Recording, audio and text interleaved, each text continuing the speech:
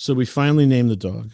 The dog that ran into my yard on Easter Sunday. Correct. Correct. And what is her name now? I forgot it was Easter Sunday. So officially, because I had to take her to the vet, so we had to give a name. The name that Right. was given was Ozzy, which I thought was stupid and disagreed with. So officially, her name is Ozzy, but I have named her Mrs. Witherbottom. Well, most dogs have a shorter official name and a very long and extravagant nickname, or sometimes several long and extravagant nicknames. So that tracks. Yeah, so she's with Mrs. Witherbottom. Um, and yeah, that's I'm sticking with that. Yeah, that sounds good. I once lived with a dog named Ed, ID, which is a sardonic name for a dog. But we usually called him Dr. Winslow. Oh, there you go. Yeah, her first name is Edna, but she prefers Mrs. Witherbottom. Just She likes Witherbottom. the formal. And the other day, Vivian was screaming curse words at the Xbox, and she let me know in no uncertain terms that reminded her of the scallywags that used to hang out at the docks when she was young, and that she was a bit of a trout. Okay. Are you off your meds or something? I think you're a little bit too invested in this Mrs. Witherbottom persona. And her maiden name is Maplethorpe. You've definitely spent way too much time thinking about this dog's backstory, fictional backstory. If Because you say really, she so. was from an unwanted litter of pit bulls, and she happened to run into my yard on Easter Sunday. In this life, Well, yeah, okay. Oh, she's reincarnated. I get it correct. now. That Correct. makes a lot more sense, I guess. Edna Maplethorpe Witherbottom. She's Welsh. Welcome to your aleatoric reality. Embrace the unexpected.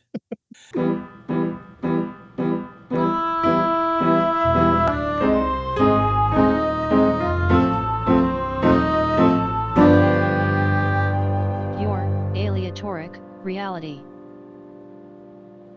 So we got some news. You attended Origins Game Fair. Yep, that was kind of a last minute thing. Nathan, friend of the pod, hit me up and said, "Hey, do you want to go to this?" And I said, "Why? What does that mean?" And then it turns out that him and 10 other of his friends were splitting hotel rooms, and they had hotel rooms right in the hotel that was adjoining the conference, and it was kind of cool. They had like this big spreadsheet where if you had a bed, you had like there were points if you had a bed, and there were points if you had to sleep on the floor. They And like gamified it. they gamified the shit out of it. It was great. And but what they did that's genius is they paid for a suite, Hmm. and so we had like this huge table, this marble table, and like a full size fridge, and like just wrap around couch and everything, and it was great because it was just like a really nice central place for everyone to hang out, and we played a bunch of games and stuff. Nice. I brought a lot of dice with me, and I brought a lot of my Roll with the Flow game. Hmm. And when I told them about the game, they got excited, and we play tested the shit out of it. Uh-huh. And it went really, really well. I got some really amazing feedback. Made some rules changes. And then when I came back, I started working on it. So I've got like, first of all, it's going to come in a box, which this is, Wow. yeah. This does not play well on audio, but Yeah. So it's got a roll with the flow, right? And it goes together. And then what we added was, in addition to having the D12 counter for your main score, uh-huh. for the temporary score, I'm adding a bunch of little tokens here. So I've got a bunch of, I got ones, fives, and twos. And then this is the ring of negativity. Uh-huh. So the ring of negativity solves the problem of when your score goes negative or Score when is you're negative, then you temporary. have the ring, and then you're counting opposite, like below zero. Right. So you just set the die fits perfectly in this ring. Hmm. And then that it symbolizes that it's negative. So, and then it also, we came up with a new rule because what was happening was there's a lag to that game that happens when you roll too many times and nothing happens. Uh-huh. So like you'll roll like -1 and a +1, and it's a 0, and nothing happens, right? Uh-huh. So for now, this is the naught. Uh-huh. So when you roll and it comes to naught, you get the naught token. And then if you roll another naught, you have to pass the dice no matter what. Oh, great. So it keeps the game moving. And yeah, so those were like the pieces of feedback that I got, and I went right to action on it. But yeah, we played a lot. We played with 6 people. It was just it's I think the game's solid, and by just adding these little elements, and the box was just like basically like one of the guys was saying like, yeah, if it's just dice in a bag, I would only want to pay like $10 for it. I'm like, but they're handmade dice, you know. They're I was like, yeah, but it just doesn't feel substantial unless like there's a Unless you box or magically put something. it's like if you have 2 instrumentalists or even one instrumentalist, you're just like a guy playing music. But if you add a drummer, now you're magically a band. Right, right, right, right, And right, if you right, put your dice in a fancy box, now your dice are magically a cool game. right. I'm really looking forward to playing the new iteration. Yeah, I'm excited about it, and I Yeah. think it adds a new layer and element to the game that kind of steps it up a little bit. Well, hopefully, eventually that will be for sale on your.quest. Yeah, and but yeah, you know, a couple of the guys really. I mean, first of all, I got to say, like, I didn't know. I have only known Nathan a couple of weeks, you know, a month and a Mhm. half, maybe whatever. And yeah, we did become fast friends, but these people didn't know me from whoever, but I was with Nathan, so They everybody just was jumped just right in and play tested your game and hung out and it just snapped. It just like I got along with everybody. Everybody was really cool. You know, and they all like we all got contact information, and I guess they have like regular game nights and stuff. So yeah, there's going to be a lot of stuff in the future. And then also they plan these con trips, and you know I'm now you're welcome. on the list now. Yeah. Yep. Are So you going to mention the fact that most, if not all, of these people have previously worked for ICP and or Dark Carnival Games? yeah, I mean whatever. Like, but I don't know that that was so much the conjoining factor as they That just wasn't the unifying factor. It was just more yeah. of a happenstance. I think that was another thing that happened because they all knew each other, Gotcha. you know. But yeah, Jesse and Nathan from Morton's List were both in the crew, and Jesse was doing some really interesting Morton's List Morton's List variants. So I guess that they were having a problem at a con who I won't name. But That if you want to look it up in the Wikipedia, it's the con that has banned them before. yes, and before it was for alleged witchcraft, real witchcraft. Right, real life spell casting Right. And forbidden by apparently a certain company. they're fine with that now. That's not the problem anymore. The problem now is that they don't want anybody in any activity that's sponsored as part of the conference to get up out of their seats and do anything. So everything has to be done at a Done at table. the table. So the Morton's list is out the window 90% of the time, 99% of the time, Right. because Morton's list is all about getting up from the table and going and interacting in the world. Exactly. It's the But cure at for a game boredom. conference, you don't like if you're playing Settlers of Catan, you don't want people coming over trying to sell you their shoes or buy your shoes or whatever Right. this is going to send you to do. So Jesse came up with a very ingenious way to carry forth the torch, and he hosted his first D&D Fifth Edition playtest, Uh-huh. and basically he created a module that where the party comes together and they're trying to defeat this evil wizard who I think he wanted to digitize the world or something. I can't remember what it was. Something to that effect, some nominal threat. Like it didn't seem like a threat to me, but anyway, in Anyway, order he's called an evil wizard, so we have to fight him. right.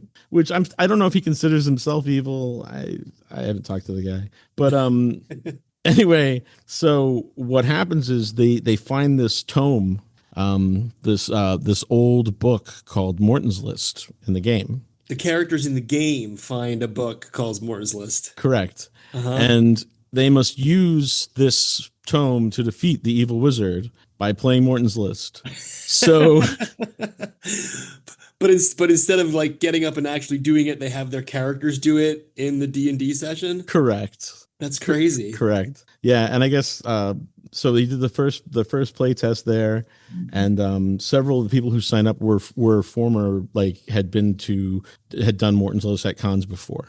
Okay. So like they were excited They were about it. already familiar with the Yeah. idea so that they could handle the idea of virtual. This is basically virtual Morton's List. Right. And I think they were all female too, which I thought was odd. I think he said he had like 5 women and 1 like teenage boy Mhm. playing.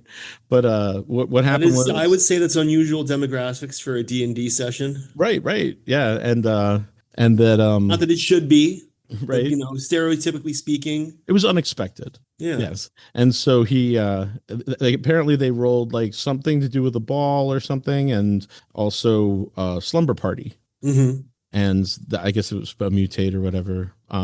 And so they went to a miniature golf course and had a slumber party, and each miniature golf hole was guarded by a monster, and if you went over par, the monster would attack you. So now this is sounding like a mashup of D&D and Morton's List. Yeah, exactly. And And D&D and virtual Morton's List. it was really creative. I got to give it It's up. brilliant. Yeah. I'd love to play it. I didn't get a chance just because of schedules, but we should definitely have him on to talk about it. That's for sure. Yeah, that'd be fun. Yep. But yeah, no, the conference was great. We did we did this live dungeon or true dungeon, I think it's called. And so one of the guys was really into true dungeon, and everybody seemed to enjoy it but not as much as him. Uh-huh. And so what it is it's like an escape room, but done like in the format of Dungeons and Dragons ish, kind of a role playing game. And then you go from room to room, and there's either a puzzle or a combat. And then there's all these collectible tokens and all this stuff. So, but what thing that was weird was like, so he does this thing where he's like, hey, if you wanna play, you be my party. If you want, I'll pay half of your ticket, which was $80. Uh-huh. But he gets all the tokens that you get from it. Huh. And there's like a random assortment of tokens that all have like different abilities modifiers on them. So, it'll be like one will be a crossbow, and it'll be if you're a rogue, you get +1 to sneak attack or whatever. It was all like that. So he was collecting all the buffs. Correct. Yeah. So, but then he buffed all of us. Oh, cool. So we were all like max buffed and playing at like the hardest possible level. Uh-huh. But everybody was kind of like a little slappy and somewhat faded, some of us. But so we started playing this game, and it's ridiculous because we're kicking the fucking shit out of everything effortlessly. Uh-huh. But then the puzzles, we would totally like fail because you had to actually figure them out. You couldn't buff your way out of it. They were hard. They were really hard. Yeah. And also like not everybody was totally paying attention. Was part of it too. But we got to the last room, we could choose to do a combat or do another puzzle. Uh-huh. And we all chose puzzle because the combats were a joke. Right. Oh, and in addition to like, while you're fighting this monster, there's a big animatronic version of the monster that like pops up in the room, and there's like either somebody controlling it with like puppetry or some kind of version of like semi-automatic, like animatic, whatever. Anyway, but it was getting a little ridiculous. And so then the last one, I just started being an asshole because I was like, we were trying to figure out, you had to like hit these anvils with a hammer in a certain order. Uh-huh. And so I just walked up and I just hit the anvil, and then the girl was like, the god or whatever she was supposed to be was like, oh, you take 5 damage. Now I had like 1,000 hit points, right? Uh-huh. I'm like, okay. And I hit it again. It's like, we can do this all night because look at how many hit points I have. And so like, it was the end of their day too. Uh-huh. So they were all a little slappy too. So it turned into this hilarious thing where like we had like 15 minutes to finish this task. We finally somehow made it through the first portion of it. And then we had like 1 minute left, and I just started hitting the hammer with the anvil. Overall, it was a great time. I made some new friends, had a lot of new experiences, and I'll definitely go back. So yeah, that was a lot of fun. That's great. That's great. I'm glad you got to go. We should go to more conferences like that, and hopefully I can go along and we can do some actual reporting, do an episode there, or find some people to interview. Coming soon, coming in season 3. You know what I noticed is they did have tables anyone could reserve for recording. Oh, yeah, that would be fun. Yeah, so they had. Oh, and also one last story from Origins, then I'll shut up about it. I was going last minute, right? So everything was full. But Uh-huh. I was looking through, and there was like games like Twilight 2000 people were playing, Top Secret, like all these games that I owned when I was in like elementary school, right? Uh-huh. James Bond 007, or like, and so like people were hosting these nostalgically.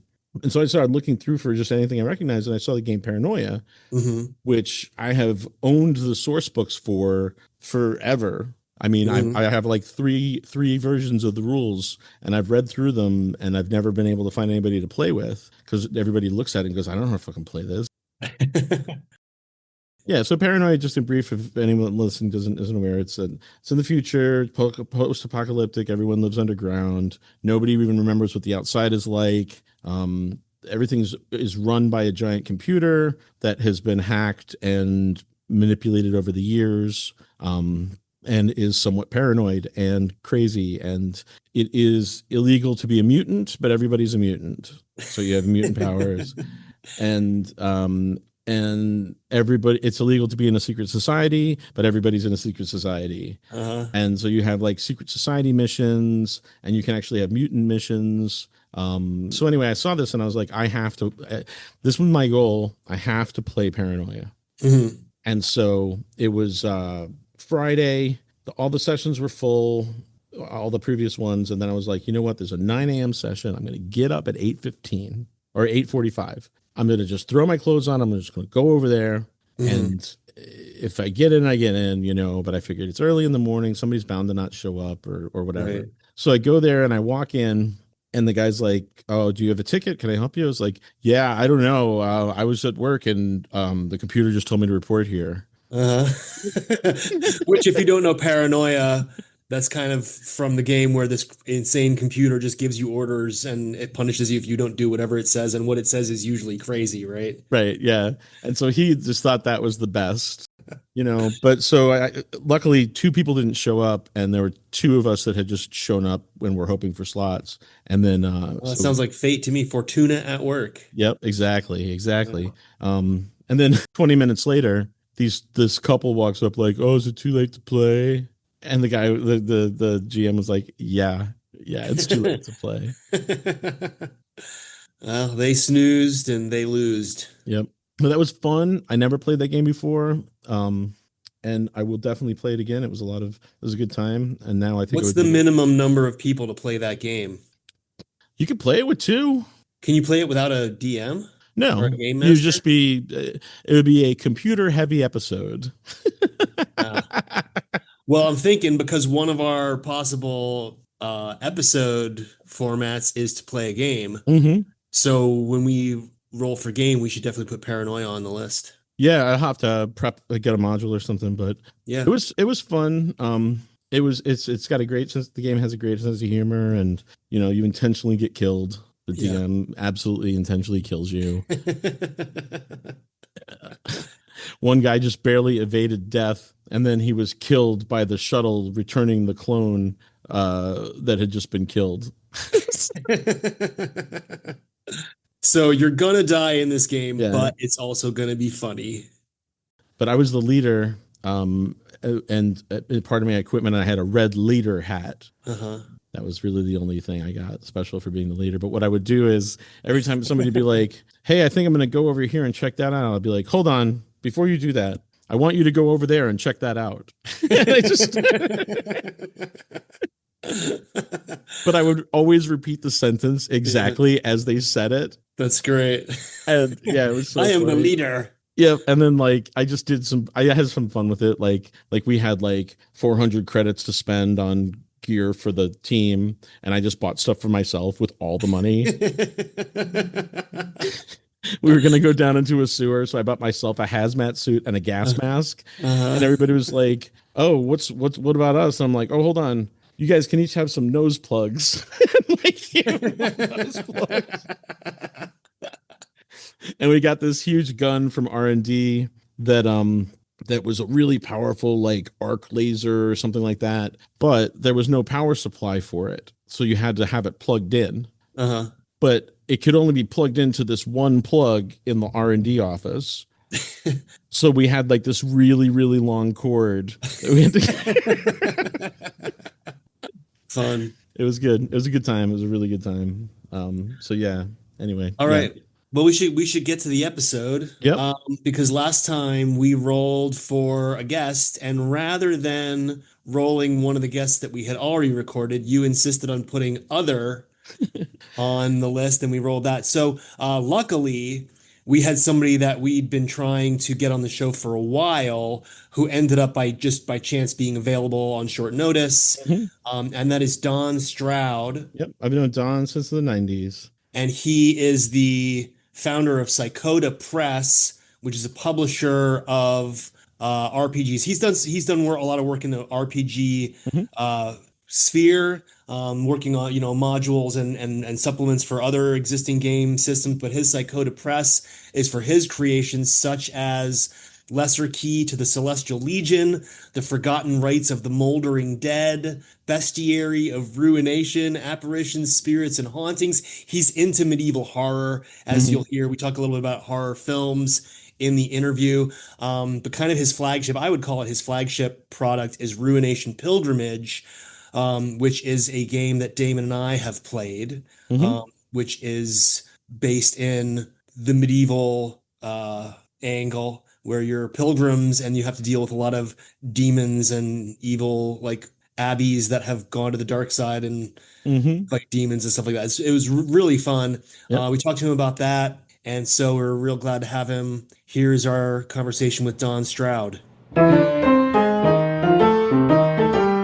So we are here with Donn Stroud, the founder of Psychoda Press. He's a freelance RPG author. He loves to focus on immersion, flavor, and randomness in the content he develops, and that's why we have him here on Your Aleatoric Reality. Donn, welcome to the show. Hey, thanks for having me. So how we do these interviews is usually we have 3 pools of questions. We have general questions that can be asked of anyone.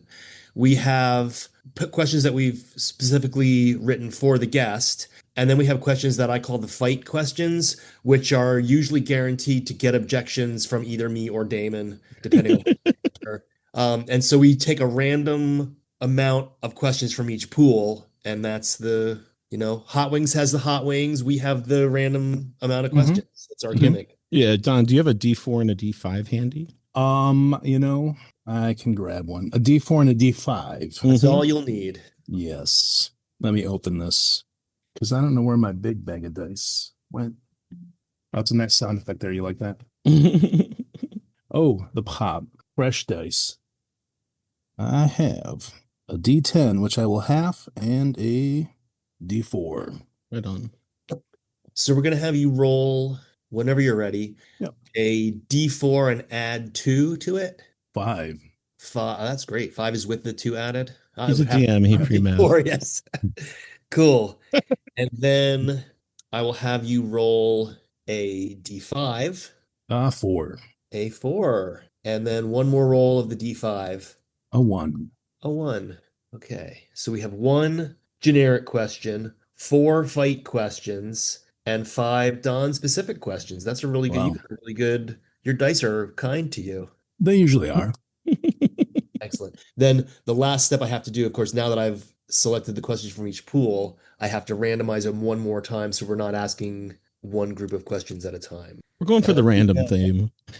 Sorry, yeah. So I'm going to yar.quest/tools. For those of you playing along at home, go to yar.quest/tools. I have a list randomizer, so I put our questions into the list randomizer. I click randomize, and boom, here is the interview. I bet Sean Evans doesn't do that. Who's Sean Evans? Yeah. The host of Hot Ones. Oh, right. The king of obscure references didn't get a non-obscure reference. Well, I guess it had to be, a reference wasn't obscure enough for Damon. I think it wasn't old enough. Could be. So Donn, Yes. your first question, and this, we did kind of engineer this so that we will get to have you roll a D5, because we've noticed the prevalence of D5s in some of your pieces. Yes. So can you tell us why the pervasive use of D5s, and like why do you gravitate towards that particular denomination? So yes, in Ruination Pilgrimage, a medieval horror game, it uses the panic engine, which is something that Sean McCoy developed for Mothership, which today is Mothership Day. So happy Mothership. I believe it came out Ooh, 7 years ago at awesome. Origins on this day. Cool. So it's strictly a percentile system with D10s, percentile, and now there's a D20 involved. But so instead of, any of the lesser dice, we would just half a D10 and get a D5. Uh, So yeah, that is precisely why. And also, no, I think that's it. That's what I'm going to stick with. That is why. yeah, because it's easier to just roll a d5 and look at the number than have to do math and rounding. Right. If you have a game, oh, so yeah, so Ruination Pilgrimage uses the panic engine. And if you have a game that just uses D10s for percentile or D10, you naturally don't want to grab a D4. You want to just half the D10 and use a D5. Yeah. Nice. Makes sense. Yeah. Yeah. I never really thought about it. So you're approaching it from a percentile basis, basically. Yeah. Yeah. Yeah. And making everything 20%. Roughly, yes. Increments of 20%. Mm-hmm.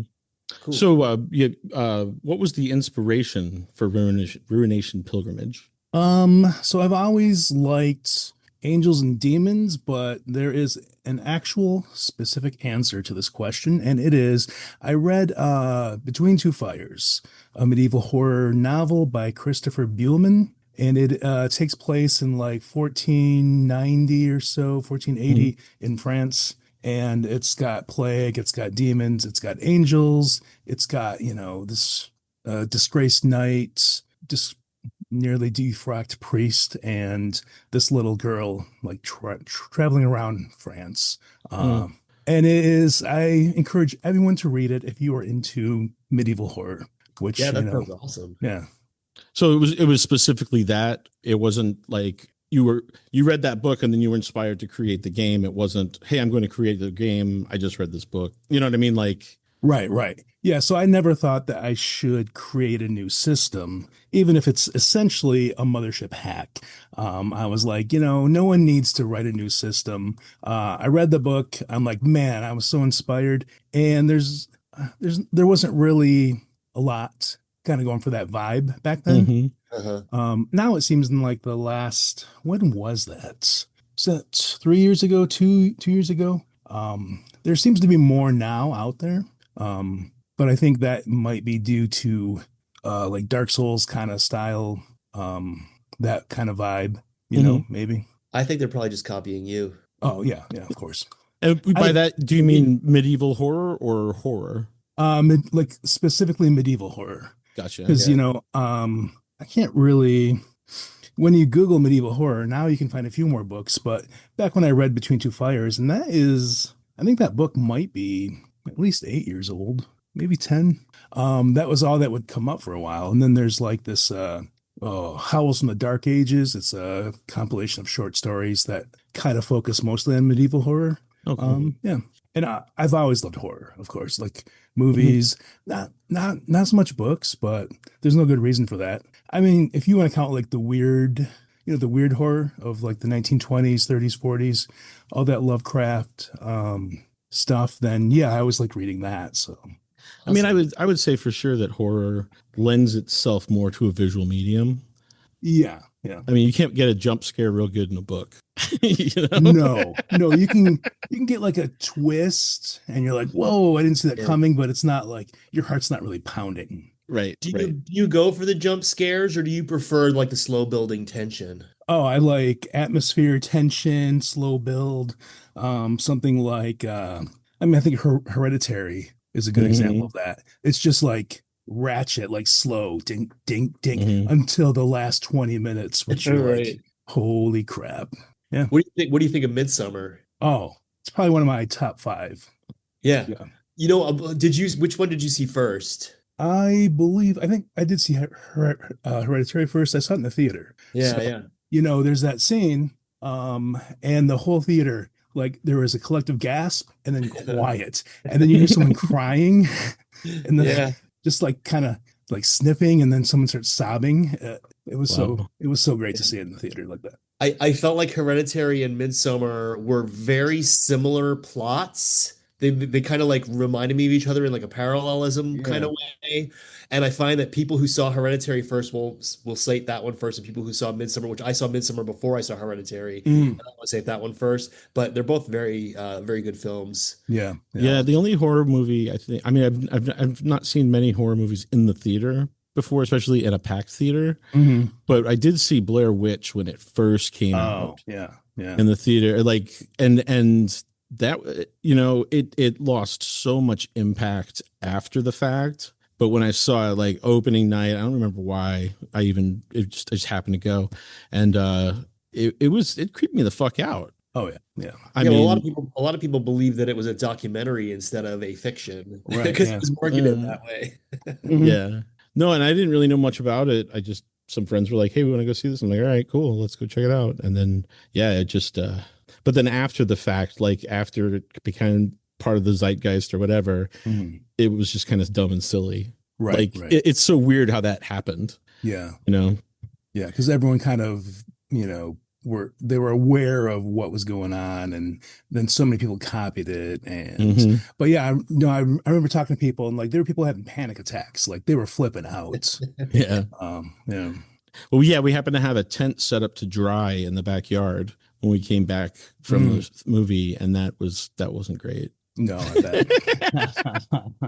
So Don, we talked a little bit about D5s, but do you have, aside from fives, do you have a favorite denomination of dice? Oh, definitely the D12. It's underused. Yeah. And I think I just read somebody made a D12 system, and I was kind of like jealous when I heard that because I'm like, I should do a D12 system. Yeah, well, you Yeah. still can. I mean, you have the Yeah. idea. You don't have to Yeah. not Yeah. do it just because someone else. Yeah. This is a D12 I just made. It's Oh, nice. the what do you call it? My brain is gone today. Instead of using the standard D12, it's the anyway, whatever. I can't think in words right now. Sorry. Well, Promises. while it looks Yeah. cool, audience. It's the rhomboid, right?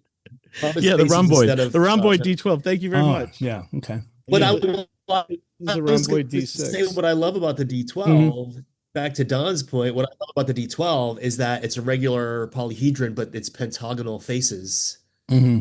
And it's the only polyhedron that can be made out of pentagons.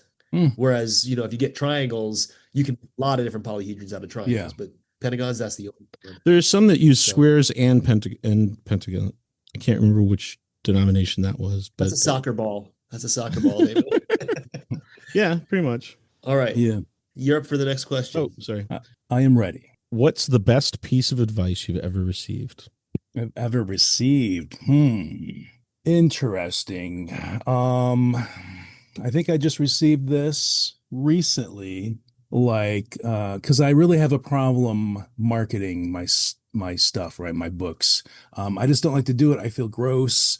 And my friend Sean McCoy was like, "Don't think of it as, marketing. Just like think of it. You're excited about your stuff." And I'm totally paraphrasing because I don't even remember what he said. But but the vibe was, just talk about your stuff. Don't like, oh, I'm gonna sell this. I'm gonna be all like goofy and like, or you do really need to buy this. Just be excited about what you're doing and just let people know about it. That's fair. That's a good piece of advice. That's a great way to look at it. Because like if you don't market your stuff, nobody's gonna know about it. And because you like Right. your stuff, you want people to know about it. So that's Yeah.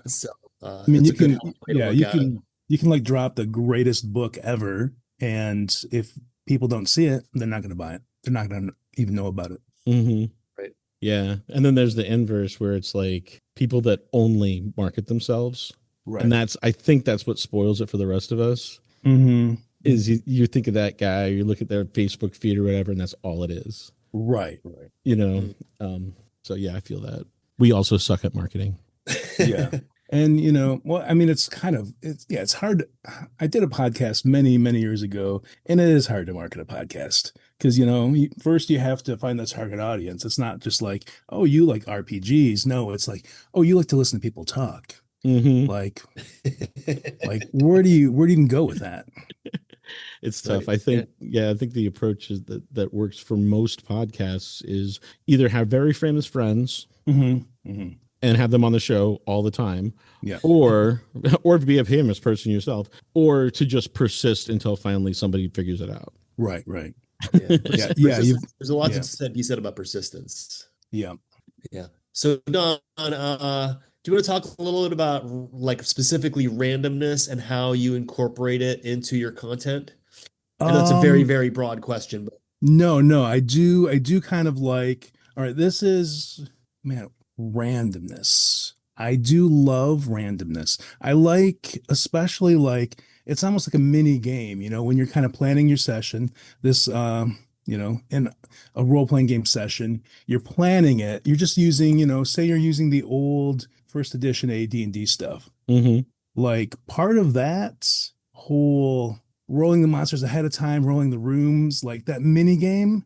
I just love that. Hey, mm, you're giving me this information, and then I'm kind of taking it Hmm. and making a story out of it. Like that's kind of what I try to do in my games too. I mean, some of my source books that support Dungeon Crawl Classics, Lesser Key to the Celestial Legion, and Forgotten Rites of the Moldering Dead. They kind of just take, they take one thing and they, hey, let's add to it. Let's twist it around a little bit. Let's make it that much better, that much more unknown, that much more surprising because it's random. Hmm. Yeah, and even things like with Pathfinder when they have the fate decks and Oh the yeah. stuff like that, it makes the game more fun because there's something instantaneous and random that just happens. Mhm. Especially if you're in a game that's kind of beleaguered by mundane, the DM is leading everybody by the nose, and I mean Mhm. we've all played those games, and if you can introduce anything with randomness, it really helps a lot. Yeah, yeah. I mean, because we can't just keep on, oh, you find a room full of goblins. Like how many times now since 1974? yeah. Exactly. Well, No, and that's what I really, really liked about your game was that there wasn't even really room for that. yeah.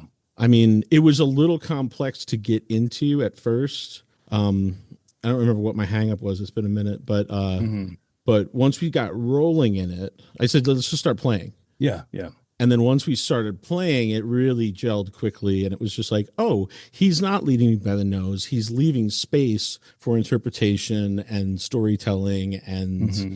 you know, riffing, lots of, Yeah. Well, and that's what I really loved about Ruination Pilgrimage is that, like you said, it wasn't just like, okay, you're in a dungeon, here's another room, here's another bunch of Hmm. goblins for you to hack with swords. Because that's like kind of the opposite. Like when D&D came out, it was because Gary Gygax was playing like war games, miniatures. Mhm. Hmm. And he was like, well, all we can do is shoot at the enemy. What if I send a spy to try to bribe somebody and get information? Hmm. Like he was thinking outside the box. Yeah. But then so many people want to take RPGs and put them back inside the box. Hmm. So Hmm. one thing that you do great is coming up with these ideas that keep it fresh and keep it interesting and different.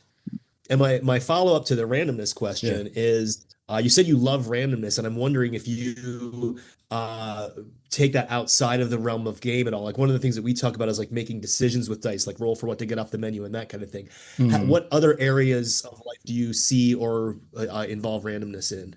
Um, I don't know if this is a great example, but I was thinking about, how you might ask me this question last year when I was first listening to the podcast, and I'm like, I was prepared for this.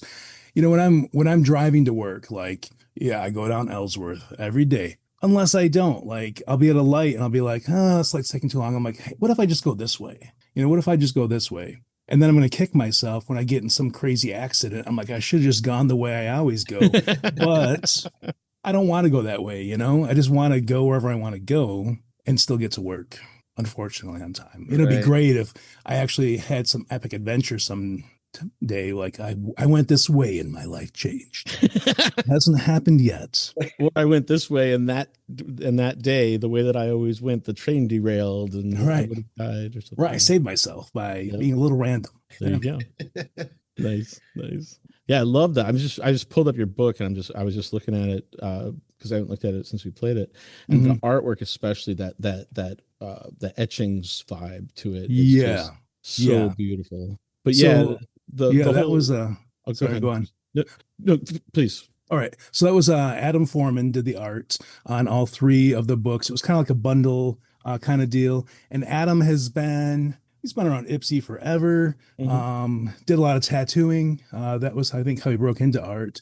But I know he's worked on several movies, like doing concept art and stuff. Super talented guy. We love working together because we're just That's kind of awesome. loose. Yeah. But yeah, what I was going to say is there's a lot of stuff in here that is character building that doesn't even necessarily apply, but then you gave it like the vices and reactions part, or like the careers thing, or there's like this element of balance to build a character, and then you have to come up with a backstory that explains these random dice rolls. Yeah. Yeah. So yeah, that was one of the things that really impressed me. Yeah, so that I thought was going to be really like interesting and necessary, because you've just got these five basic things, and much like the mothership system it's based on, kind of like it's just like a stat boost. Oh, Mhm. you're a fighter, so you get these stats boosted, these saves boosted. There's not a lot of character in there, but I'm like, oh, but what actually makes up a person, like their past, job, or something that happened to them, like what, and then yeah, you just add a couple of those tables in. It's a whole new, oh my, my fighter's like this because of this and this and this, and even like at the bottom of each class page, there's like a small, like a D5 table, which is Mhm. like just something like simple, like, oh, why did you become a fighter? It's just, and I didn't invent this. I just kind of, put my own spin on it. Like, there are other systems that kind of do it this way. Dungeon Crawl Classics always has like what was your previous career, and they give you an item from it, so you can be, running Mhm. around with a chicken or whatever. But also the kits too. I mean, like Oh yeah, the yeah, way you roll for your starting stuff, it was these are all nice little flavors. And then when you kind of put it together and you look at all of these random items that have been stacked on top of your whatever build you had in mind, yeah. you have to justify all of it, and Right, that right. makes you be creative, and that makes you come up with an actual character. Yeah, Right, yeah. because it's great, because if it's all just buffs and weapons, then you're just playing Doom. You might as well Right, just be right. playing Doom. Yeah, But you like role playing is about having a story and having a character yeah. with motivations and flaws and all that kind of stuff. So it's really a really good way to do that. Yeah, and this way you don't have to like, write 3-page back history, Hmm. You just roll for it real quick and you have something. And it kind of, form the way you play your dude. Well, and Yeah. that's awesome because we talk about rolling for things from tables and stuff like that. But if character creation, if you roll your stats, or I mean, you don't totally do that here, but Yeah. if you rolled for everything and then had to come up with a character concept from that randomness rather than the opposite, Mhm. right? First of all, you're not going to be able to min max anything. Right, right. Yeah. And it's just going to make for a good story. Yeah. Yeah. There's an interesting thing with the kits that I think I came up towards the end of writing it, where I'm like, there's not really like a thief class per se, Mm. but why not, give them kits? And if you want to be a fighter, but you want to be kind of thief like, you just, you can roll on that D5 table and get a kit that, kind of gives you some at least thief items. Yeah, And that's then there's a cool. couple skills that kind of lead towards being better at, but it's super open, Well, you the whole know? banditry thing, though, that I thought that was the Yeah, thief. Yeah, yeah. yeah, Okay. yeah, yeah. I just didn't want to say banditry. I don't know why. It's your Well, word, man. when we saw Violent J live, he didn't want to say flabbergasted for some reason. Oh, wow. Well, But you got the next question, David. Oh, sorry, I was looking at his It's thing. the $1 million question too. What what is the best? Not your favorite. What's the best The question Tom says Hanks favorite. movie? No, The it doesn't. question says favorite, doesn't it? No, that's the next question. All right. What's the best Tom Hanks movie? Tom Hanks. Do you know that I hate Tom Hanks? That's going to be a fight question right there, because this is secretly a Tom Hanks podcast. For some reason, we What? always end up Please, talking about Tom Hanks, and I don't know Yeah. why. please tell us why you hate Tom Hanks, though. That would be great. I don't even have a good reason because, of course I hate Tom Cruise, and there's a million reasons to hate Right. Tom Cruise. But why do I hate Tom Hanks? He's so wholesome. I mean, maybe big. I don't know. Yeah, you don't You usually know, count that. I'm kind of stalling to look up how many movies he's done and one that I might actually like. Well, if you're all into horror and darkness, then maybe just his wholesomeness is what you hate about him. Maybe it is. Tom Yeah. Hanks has never been in a horror movie. That's not true. He was in The Burbs, but that's not a real horror movie. No. Oh my What's God, I love the There. Burbs. The Burbs. There it is. The I Burbs, yeah, that love was a good Burbs one. so what was the one much. with the bees? The Stephen King one. I probably didn't Mm. see that one. He was a prison guard and he got a urinary tract Oh, infection. Green Mile. Green Mile, yeah.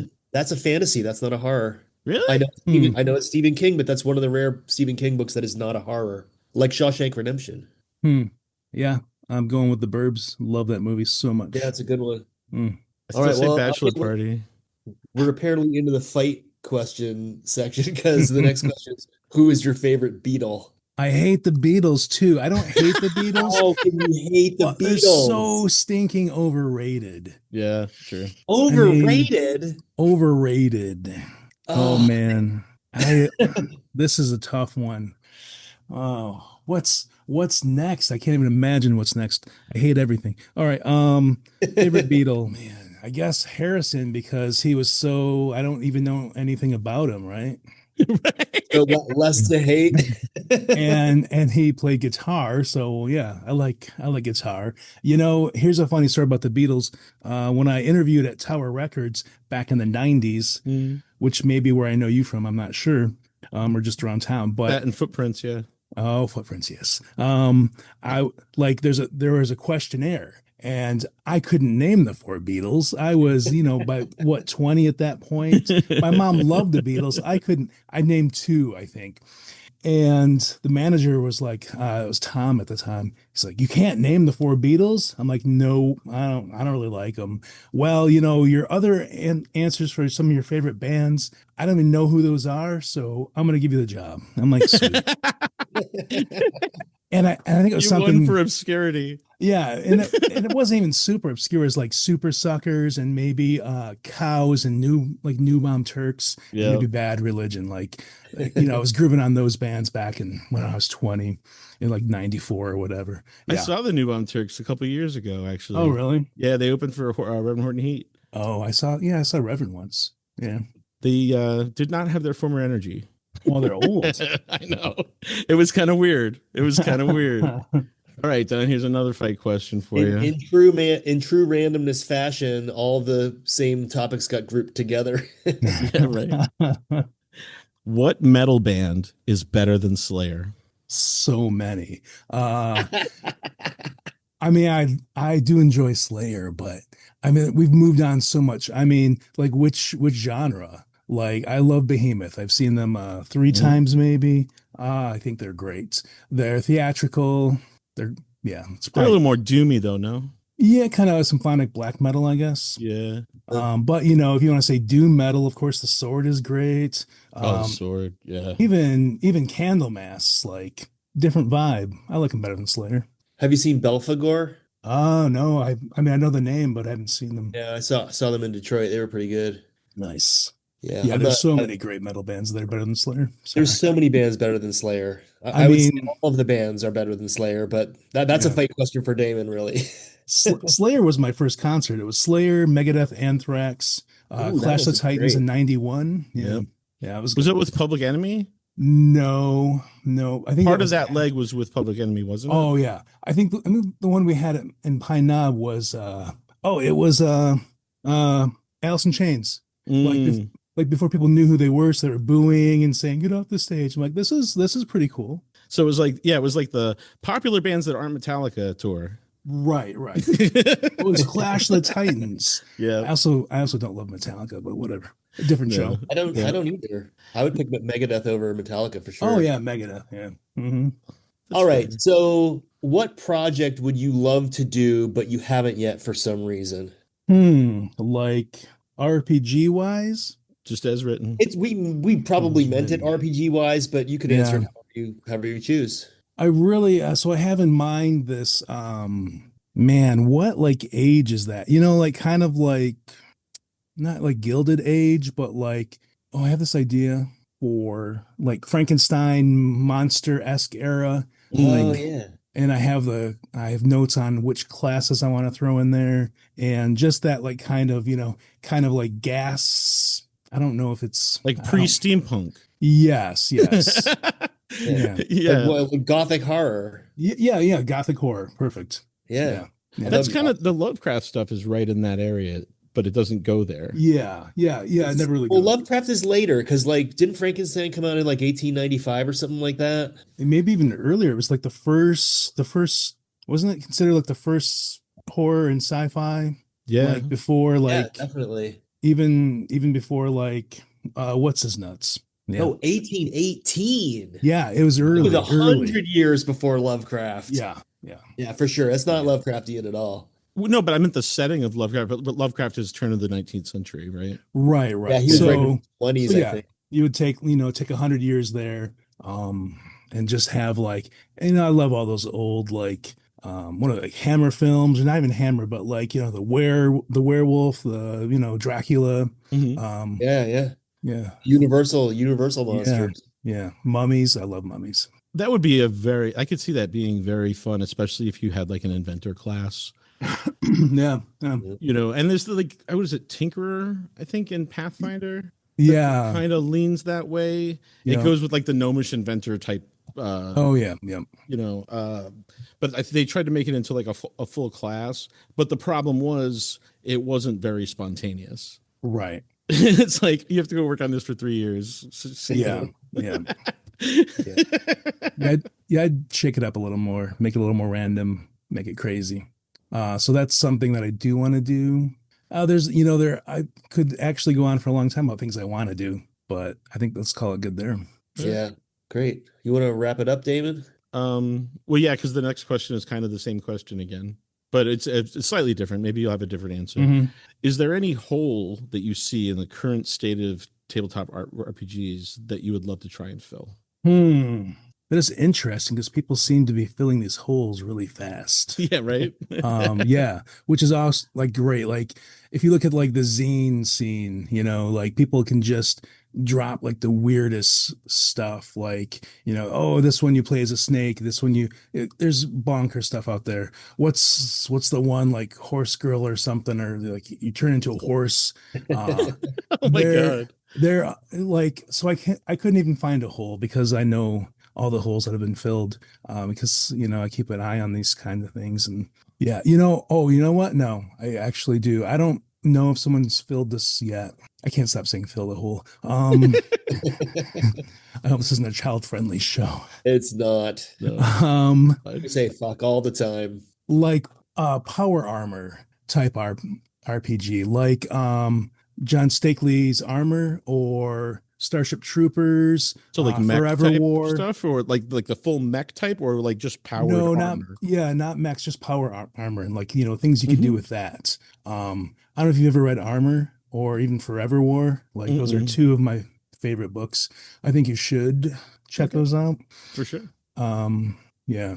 Like Forever War. Who was that?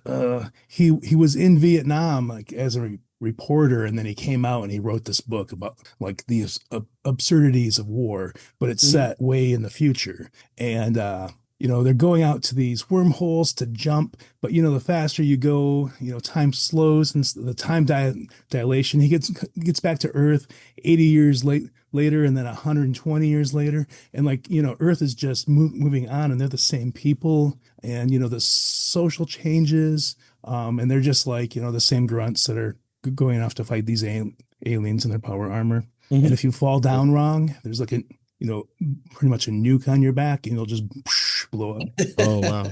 Wow. It's a great book. Yeah, the Fallout stuff kind of goes into that a little bit. Oh yeah, because they have those clunky Yeah. little power armor. It's actually called power armor. Isn't Yeah. I wasn't thinking that, but then I thought of that just now because like when you mentioned the power supply, because the problem with the whole mechanism for having power armor in that game is once you get it, you can't have, you're always looking for batteries. Yeah. That's what you spend the rest of the game doing. Yeah.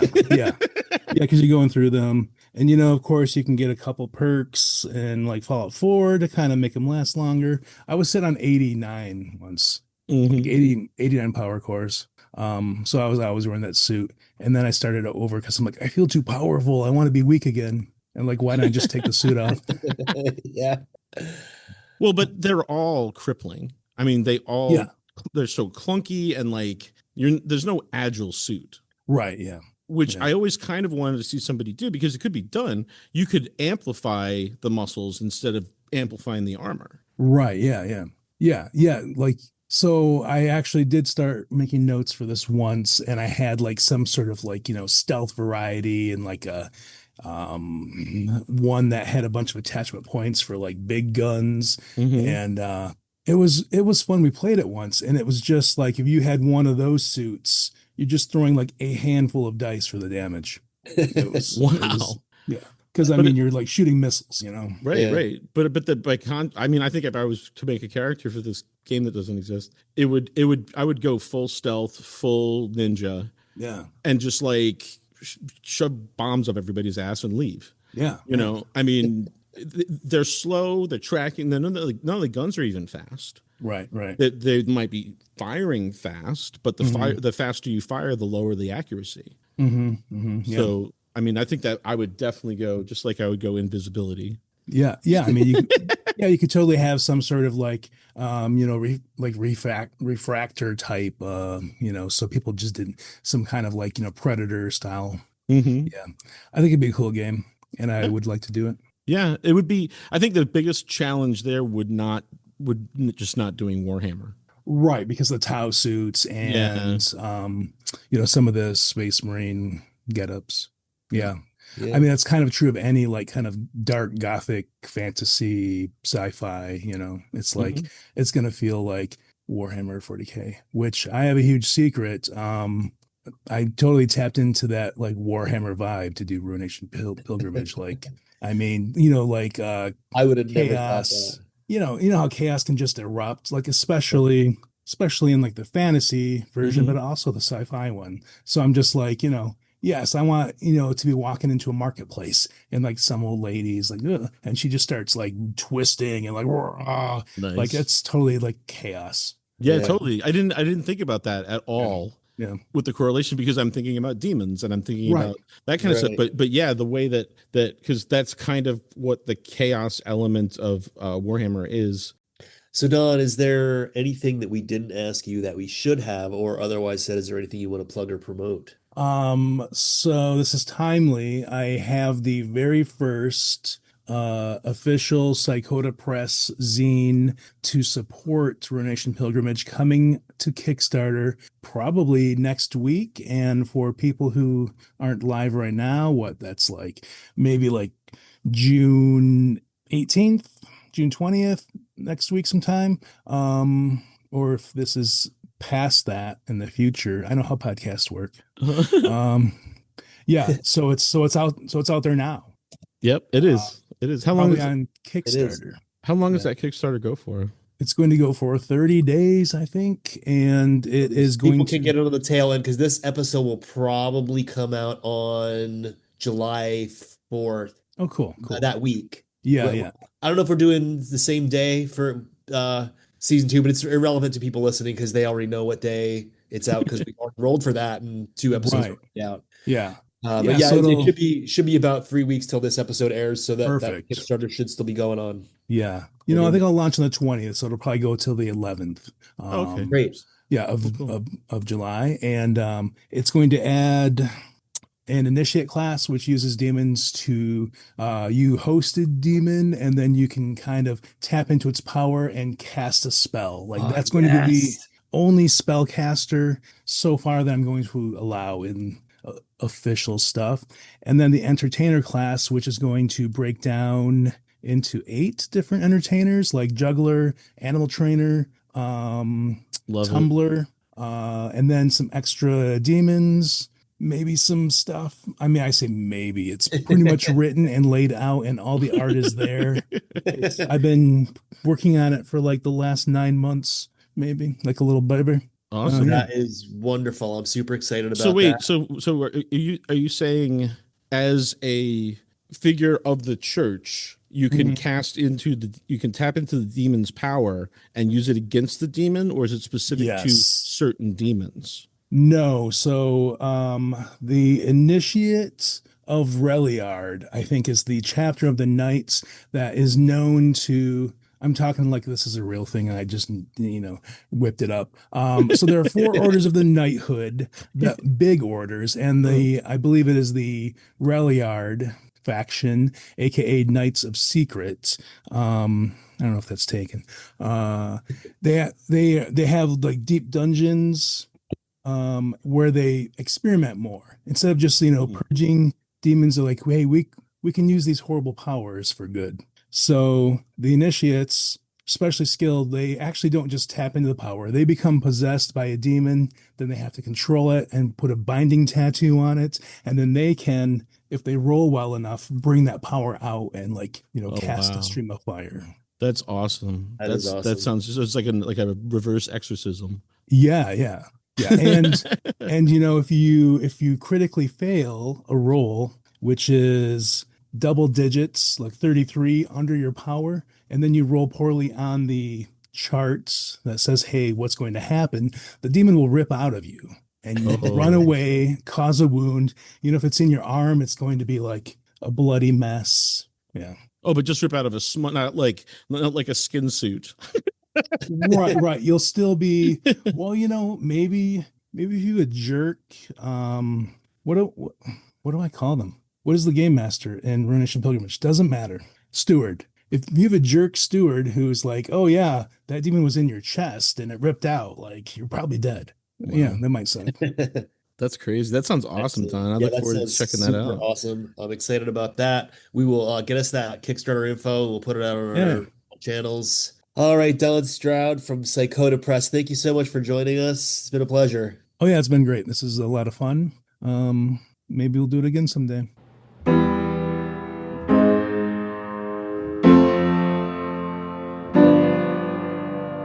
So Donn's Kickstarter is live by the time this episode comes out. It's called Chain Sensor #1, and that's sensor like the little brass thing you put incense in, not like the person who cuts naughty language out of TV shows. Chain Sensor #1, and it says it contains new character classes, new items, instruments and their uses. I think he said musical instruments, right? New monsters, and filled with illustrations. This is all for the game Ruination Pilgrimage, which you should play because it's really fun. And I tell you what, filled with illustrations, those illustrations are amazing. Oh yeah, the artist that he got to do the illustrations for this game is really, really, really knows his stuff. Really knows his medieval wood block cut style, I think. Well, of course, I don't think he actually makes them out of wood blocks. No, but they have had the appearance of. But his illustrations evoke that like wood block printing style from the Middle Ages, which I think is really awesome. Donn puts out quality work, and the game is really fun. And it's a different setting. It's not D&D. It's not fantasy. It's alternate reality. There's a bunch of demons and. It's a Kickstarter URL with like a bunch of like numbers and letters in it. So I'm going to put the URL in the show notes. But if you just go to Kickstarter and search for Chain Sensor, and that's CENSER, you will find it. And go back that Kickstarter, get yourself into the Ruination Pilgrimage world because it's hella fun. See what I did there? Hella fun. All right. Well, then we need to issue a listener challenge. I have one. Okay, great. Make a list of any game that you've always wanted to play, RPG or board or whatever, and do something related to that, even if it's just like watching a session, or obviously roll for which one you follow up on, and then go to YouTube and watch a video, or pull some friends together, or just pick up the source book again, or do something related to that game. That is a great listener challenge because to me it's tragic because I heard about Paranoia back in the day too and didn't even know how to get it. And you had it all these years, never got to play it. So the time is now. Seize the day, listeners. Make a list of those games that you've always wanted to try and pick one randomly to go for, and then go for it with gusto. One last piece of business. Yeah? We have to roll for what's the next episode. Yeah, we sure do. You got a D4 handy? I do indeed. I have one right here that I made for Donn, actually. All right. Cool. It's game, guest, random activity, or topic. Okay. Go ahead and roll. 2. That is guest. All right. That means, and don't say other. Okay. Next time, we're going to play one of the episodes that we've already recorded with a guest. Do you want to roll for that now? Sure. I'm going to just roll d6. So odds is the first one and evens is the second one. Okay. Odds. You said odds is the first one, Mm-hmm. which by alphabetical order would be Andy Looney from Looney Labs, creator of Flux and Pyramids. Is it called Pyramids? The game's The game system is called hardware is called Pyramids. Yep. The original game that he published of it was Ice House. Oh, that was another bit of Fortuna from the Origins convention. I was walking down the hallway and I thought I saw Andy Looney. Uh-huh. And I was like, I wonder, because I checked before the conference and Looney Labs wasn't going to be there. Uh-huh. You know, and so then I pulled up his website and it turned out that he was there as part of another online collective thing that has Flux Games as part of it. It was 1:56 p.m. Mm-hmm. and he was doing a meet and greet at 2 p.m. So I went right over and Wow. shook the man's hand, and it was funny. He said, "And what's your name?" Because he has like these autograph cards. It's funny because he does it in true Andy Looney fashion where he's like, if you request an autograph from me, I see you have requested an autograph from me. Thereby, according to the rules that I'm held by, I must give you this card. And then he pulls out this card that has a picture of him on it. Uh-huh. And he goes, what's your name? And then you tell him your name and he writes, hi, Damon. And he kind of paused and I said, from your alley to our reality. He goes, I've never met you in person before, but he was busy, so I didn't really get a chance to talk to him. But he did inquire as to when the episode was dropping, and I said that was up to the dice, but that we would let him know beforehand. Yeah. Well, here it comes. Next episode, Andy Looney of Looney Labs. It was a great interview. Yep. Stay tuned for that. Yep. And stay random.